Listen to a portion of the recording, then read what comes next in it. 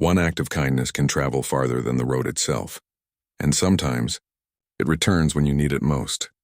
Henry Brooks was a middle-aged city bus driver in Chicago, humble, quiet, and deeply kind. Every morning before dawn, he started his route with a small prayer and a warm smile for every passenger. He knew most of them by name: the old lady with her cane, the school kids who ran late, and the nurse who worked night shifts. But no one knew the pain behind his smile. His wife had passed away years ago, and his only daughter, Emily, was battling a serious heart condition.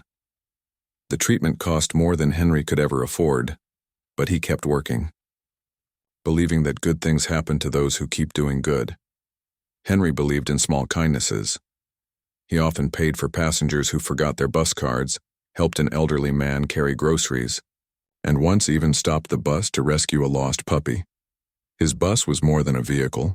It was a moving community of strangers who felt safe and seen.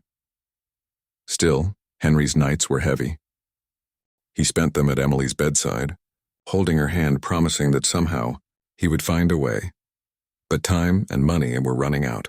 One rainy morning, a young man named Daniel rushed onto the bus. He was soaked and panicking.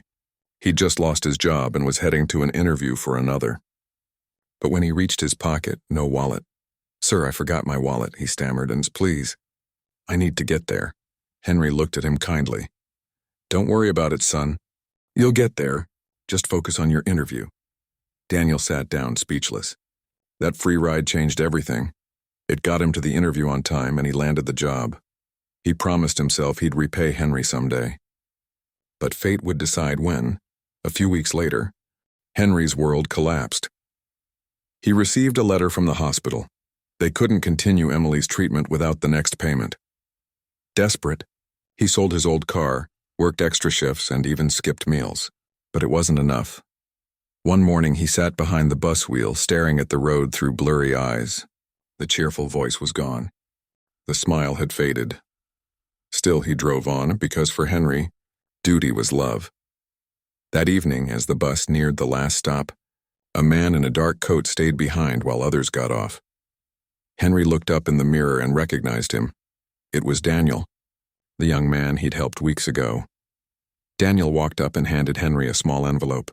"Sir, you helped me when I had nothing. I owe you this." Inside was $500, Daniel's first paycheck. Henry refused, but Daniel insisted.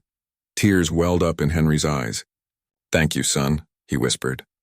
"You don't know how much this means." That night, Henry paid part of the hospital bill. But even with Daniel's help, it wasn't enough. Days passed, and then one morning, bus route 47 didn't show up. Passengers waited and murmured, "Where's Henry?" By noon, the news spread. Henry had taken emergency leave. His daughter's condition had worsened. The regular passengers, the old lady, the nurse, the school kids, and Daniel, gathered together. Each of them had a story about how Henry had helped them.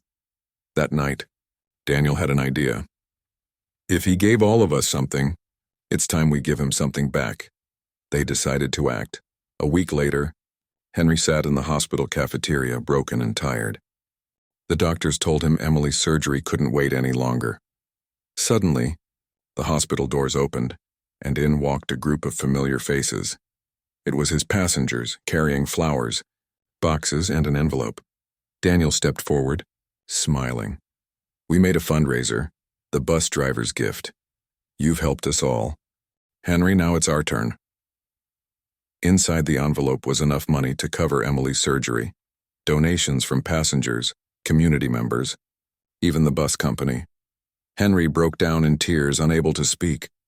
For the first time, the man who gave everything received more than he ever dreamed.